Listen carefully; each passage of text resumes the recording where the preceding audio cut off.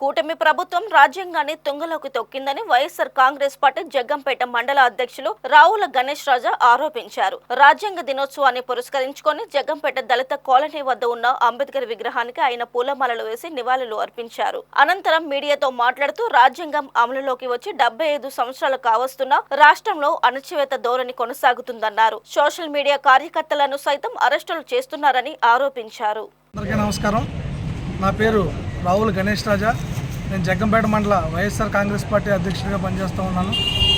ఈరోజు జగన్మోహన్ రెడ్డి గారి ఆదేశానుసారం మరియు మాజీ మంత్రివర్యులు మాజీ పార్లమెంట్ సభ్యులు తోట నరసింహ గారు వైఎస్ఆర్ కాంగ్రెస్ పార్టీ ఇన్ఛార్జ్ వర్యులు ఆదేశానుసారం ఈ రోజున ఈ కార్యక్రమం నిర్వహించడం జరుగుతోంది.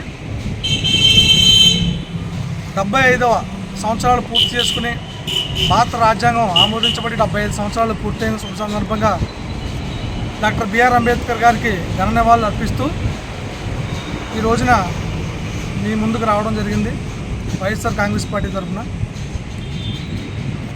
ఈరోజు మీ ముందుకు రావడానికి ముఖ్య ఉద్దేశం ఏంటంటే, రాజ్యాంగాన్ని తుంగలోకి తొక్కుతూ ఈ కూటమి ప్రభుత్వం చేస్తున్నటువంటి అరాచకాలైన అవ్వచ్చు, ప్రశ్నించే గొంతుకులను నొక్కడానికి ప్రయత్నిస్తున్నటువంటి ఈ కూటమి ప్రభుత్వం చేసే పనులను ప్రజలు మరియు మీడియా ముఖంగా మీరందరూ కూడా గమనిస్తూ ఉన్నారు.